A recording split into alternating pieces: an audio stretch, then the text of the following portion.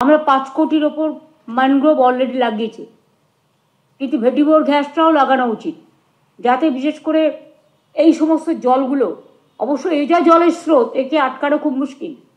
Ghatal master plan যতদিন complete না হচ্ছে, কিছু কিছু কাজ শুরু হয়েছে, কিন্তু আশা করি 2 বছরের মধ্যে কাজটা এমার্জেন্সি ভিত্তিতে করে দিলে অনেকগুলো লক্ষ লক্ষ মানুষ অনেকটাই উপকার পাবেন।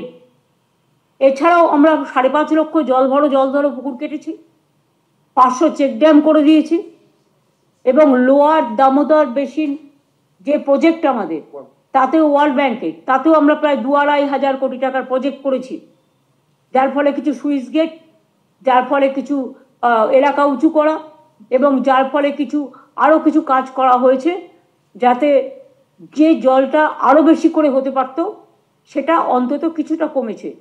কিন্তু যেহেতু এবারে জলটা বেশি ছাড়ছে, সেহেতু আমি বলবো এখন থেকে ফরেস্ট ডিপার্টমেন্টের কাজ হচ্ছে। এখন তো পিডব্লিউডি কাজ করতে পারে না বর্ষার জন্য, এখন তো অন্য ডিপার্টমেন্টও যারা মেটেরিয়াল বিশেষ করে ইনফ্রাস্ট্রাকচারের কাজ করে এই সময়টা করতে পারে না, কিন্তু ফরেস্ট ডিপার্টমেন্ট এই সময়টা গাছ লাগাতে পারে, গাছের কাজটা করতে পারে, তারা আরও বেশি করে যেন করে এই এলাকাগুলো বিশেষ করে দেখে নিই।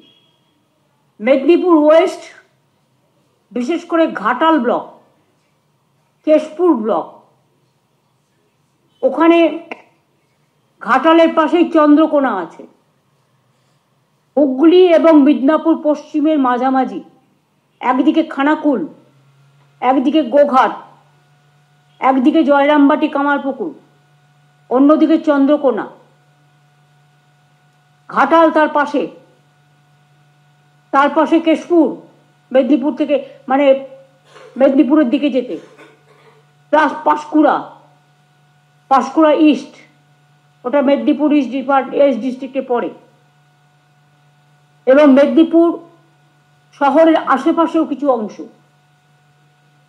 ঝাড়গ্রাম জেলা জলে প্লাবিত হয়, যেগুলোর মধ্যে টু দিয়ে জলগুলো আসে, বাঁধগুলো আছে, বিশেষ করে বাঁকুড়া জেলা,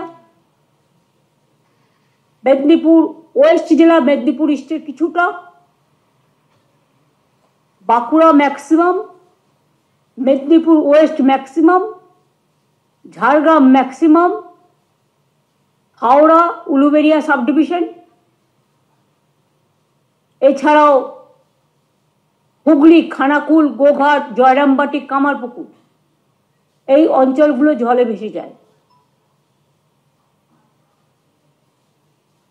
এছাড়াও কিছু টাউন এরিয়া আছে যেখানে জল জমে যায়, মিউনিসিপ্যালিটি, সেখানেও মিউনিসিপ্যালিটিকে দেখতে হবে পাম্পে করে জলটা ওসব বের করবে, জায়গাটা পাবে তবে তো। আমি তো আস্তে আস্তে দেখছিলাম গঙ্গা পুরো ভরপুর টপটপে, এরপরে যদি পূর্ণিমা বা অমাবস্যা আসে আর যদি হাই টাইড হয়, তাহলে তো প্রবলেমটা আরও বাড়বে। সুতরাং এখন থেকে প্রিকশন নেওয়া, প্রত্যেক বিডিও অফিসে মাইকিং করা, জীবনের ঝুঁকি নেবেন না, আমাদের রিলিফ ক্যাম্পে আসুন, আগে রিলিফ ক্যাম্পগুলো আইডেন্টিফাই করা এলাকা ওয়াইজ, পুলিশকেও বলবো এলাকা ওয়াইজ আইডেন্টিফাই করা। আগের বার আমি দেখেছিলাম, আমি শুনেছিলাম, আমি গেলাম ঘাটালে, 2জন এডিএম এর মধ্যে একজন এডিএম গল্প করছে, শুনছেই না কি বলছে মানুষের কাছে কি শোনো কি প্রবলেম। আর পুলিশ আগের বারে আমাকে রিলিফ ওয়ার্কে অনেকটা সাহায্য করেছিল তাদের নিজেদের থেকে, তাদের নিজেদের ওয়েলফেয়ার প্রোগ্রাম থেকে। এবারেও আমি বলবো ঘাটাল এবং খানাকুল এবং ঝাড়গ্রাম